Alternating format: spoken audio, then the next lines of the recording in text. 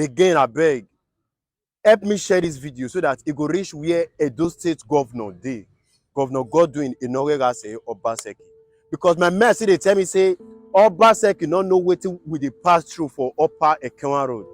Because if Governor Obaseki know the condition of Upper Ekenwa Road, if I don't come rescue us, Obaseki, we not dey ask of tar road now. At as now, we not need tar road.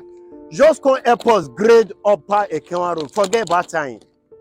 Make I show now how Upper Ekenwa Road be. Now this place when I want show now already. Come. We vote. See now. We vote for Obaseki, make it do road for us.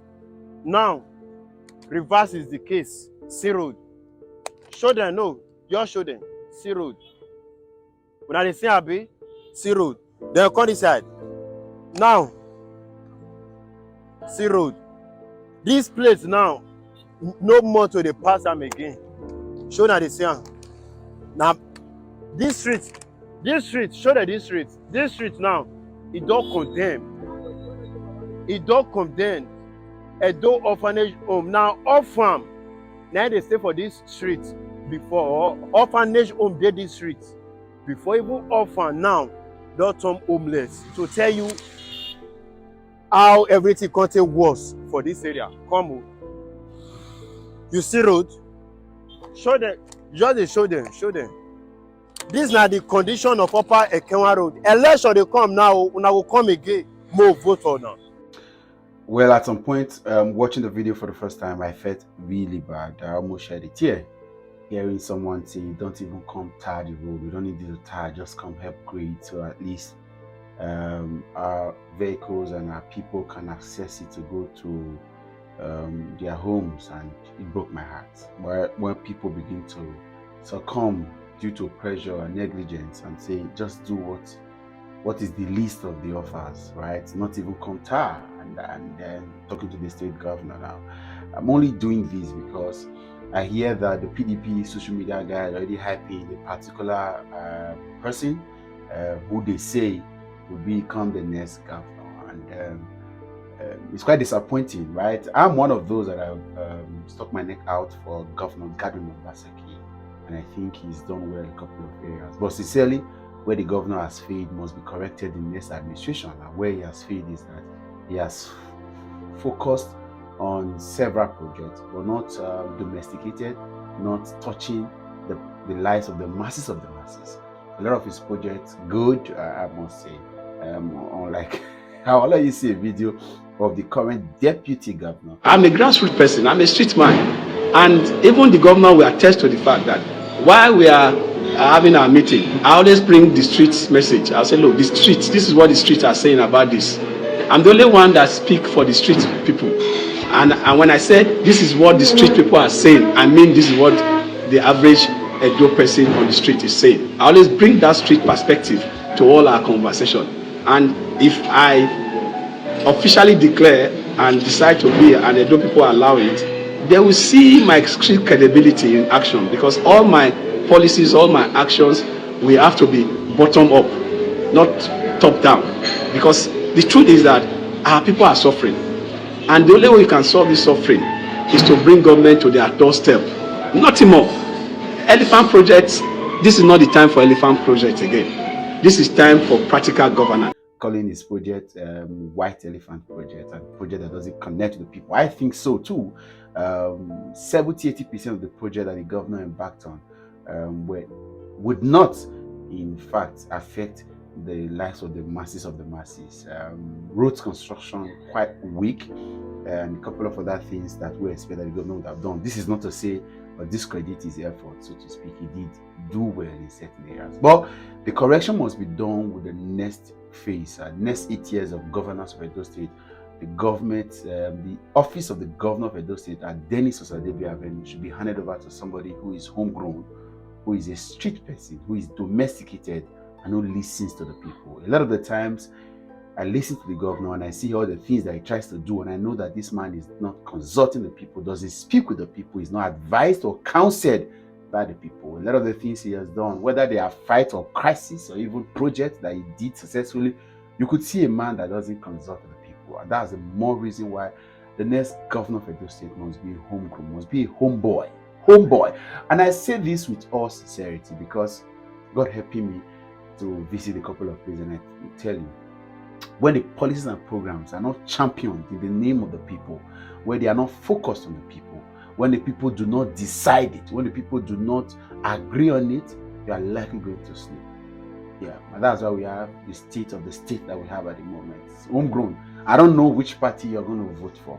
Vote for a homeboy in 2024. I'll let you see the clip of the deputy governor declared his interest to run for the office of governor.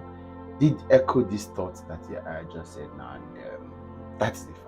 We can disagree on several things, but cannot disagree that this governor has not been homely. And 2024, if you have a chance to vote in the state, look for a homeboy and vote for. I'll leave names out of it now, but there are some homeboys that I already know that we should look for. Look for people that have lived their life in the state, understand the terrain, knows what is best when it comes to infrastructural development, and so to speak, right? You can merge that with a couple of Lagos or international ideas and minds, but let the office of governor be handed over to a homeboy. I'll catch you again soon. Share this video if you think so, and then you can argue with me in the comment section. I'm always ready. My contesting the election is not because of feeling. It's because certain Edo people are saying I should come out. And if they are saying I should come out, their dictate is what I will follow. For now, I've told them I'm a member of PDP, and I'm a member of PDP. And I'm sure that I will get the PDP ticket. And they are also sure with me, and they are mobilizing with me for PDP ticket. They have told me parties that I cannot go on their own, but I won't reveal to you. But they have told me a particular party that I must not go on their own. So I listen to them. I'm a grassroots person. I'm a street man. And even the governor will attest to the fact that while we are having our meeting, I always bring the streets message. I'll say, look, the streets, this is what the streets are saying about this. I'm the only one that speak for the street people. And when I say this is what the street people are saying, I mean this is what the average Edo person on the street is saying. I always bring that street perspective to all our conversation. And if I officially declare and decide to be, and Edo people allow it, they will see my street credibility in action, because all my policies, all my actions will have to be bottom up, not top down. Because the truth is that our people are suffering. And the only way we can solve this suffering is to bring government to their doorstep. Nothing more. Elephant projects, this is not the time for elephant projects again. This is time for practical governance. I tell you that all the sectors that I've been asked to handle are handling them creditably well. And I even have commendation from my governor for handling those sectors very well. And I can tell you that the Obaseki administration, in terms of Edo Best, we did very well in Edo Best. We did very well in some sector. It's not it's not bad, but we did well in some sector. And those sectors that we did well are sectors that I know what to do if I become the governor of Edo State. And the sector that are still struggling, I know why they are struggling, and I know how to make them work. That's why I'm saying that experience is what I'm bringing on board.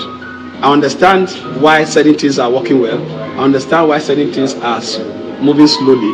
And when I talk about practical governance, I mean practical governance. I have shown it as a member of our Edo State Assembly. I showed it as a member of the National Assembly. As president of NANS, even when I do not have a budget provision, I don't have financial provision. As president of NANS in this country, I got multinationals to do projects in our various campuses. I got multinationals to build hostels in University of Jos, in Ife. I got multinationals to build villages, regulations villages across all institutions in this country. I am project-driven person. My quest to be in politics is to bring on board my thoughts of an egalitarian society where wealth are redistributed.